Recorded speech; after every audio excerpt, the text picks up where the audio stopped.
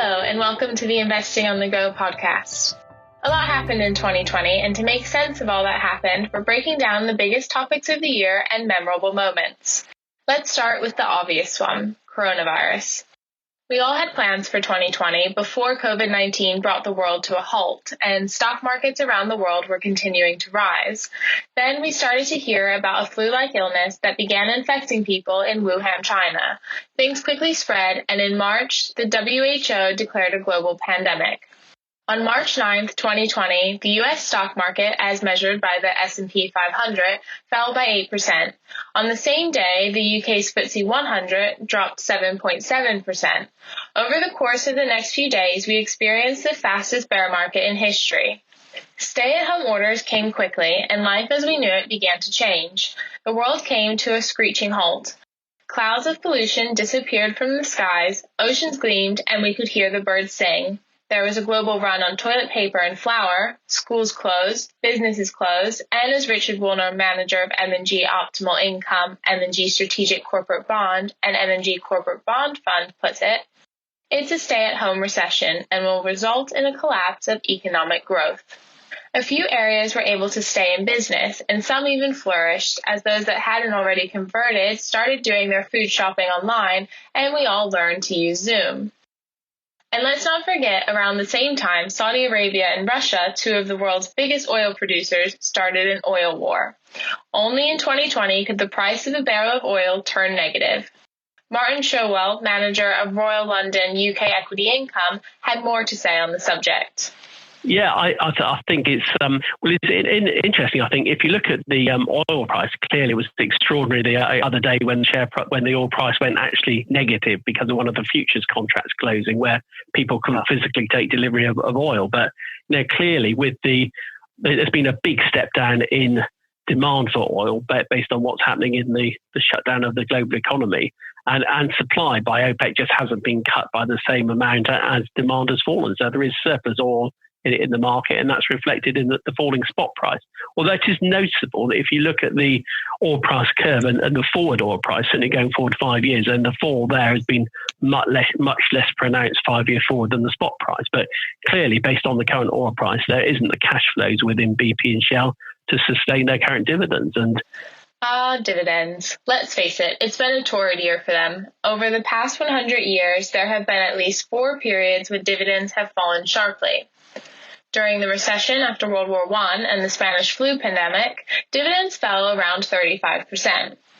After the Great Depression in the 1930s, they fell about 55%, and by 50% after World War II.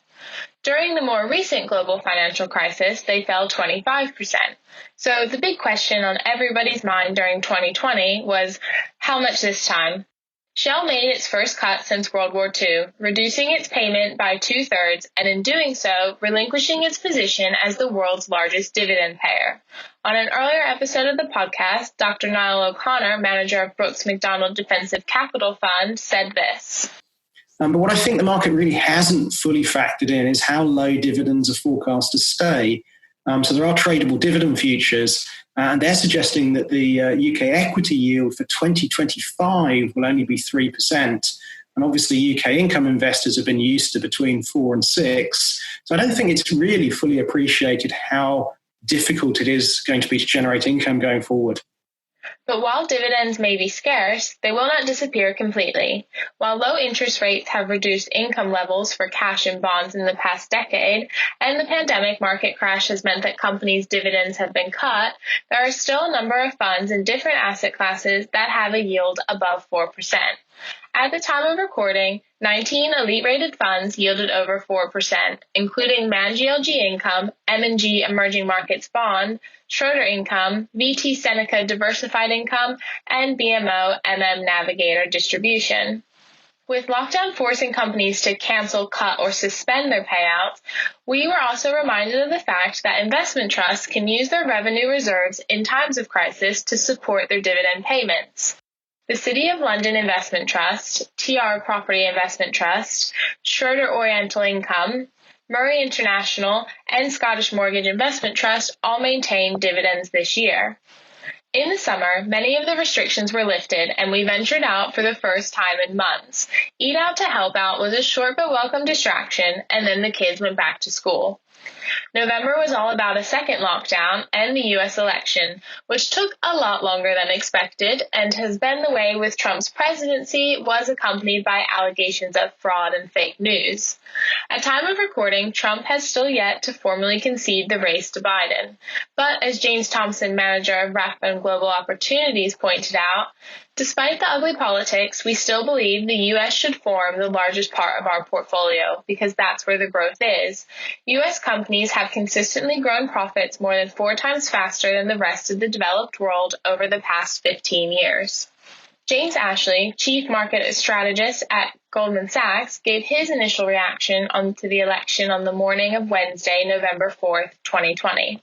But you can't think of these things in isolation. You've got to marry it all together, right? So right now, as we have people listening to this podcast, it's going to be all about what do we think the US election is going to do to the market.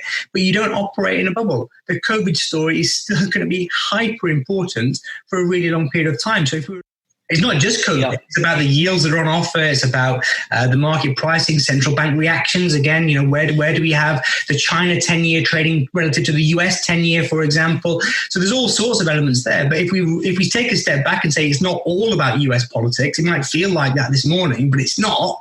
If we think about COVID once again, I think emerging Asia comes out on a relative basis ahead of Europe and ahead of the US at the end of 2020.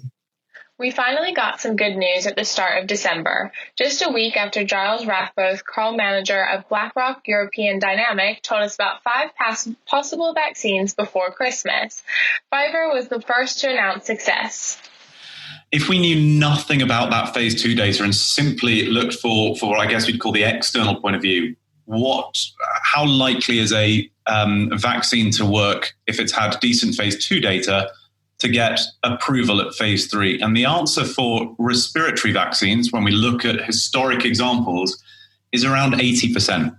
So I guess one way to think about this is that we've got 5 shots on goal between now and hopefully Christmas, each with an 80% chance of hitting the back of the net. So we've got to be, I think, cautiously optimistic that we could well be moving into this final phase for the market of this COVID downturn.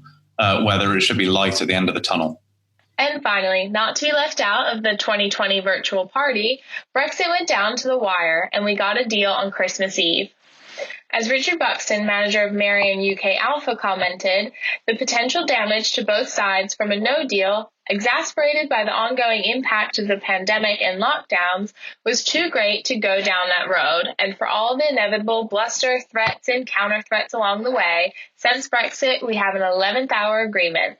Skinny, lightweight, and bare minimum required, but a deal nevertheless. This has to be good news for investors in UK equities. A global pandemic, historic market crashes, property fund suspensions, the highest price of gold, civil unrest, 2020 is certainly one for the history books. 2021, on the other hand, has all the promise of a Friday at 5 p.m. Anything can happen. Today's podcast has been a highlight reel of the biggest stories this year. But to get these insights when they happen, visit our website and subscribe to our weekly newsletter sent every Friday. Also, don't forget to subscribe to our podcast and YouTube channel for more weekly interviews. We've been discussing individual stocks to bring investing to life for you. It's not a recommendation to buy or to sell. The fund may or may not still hold these stocks at your time of listening.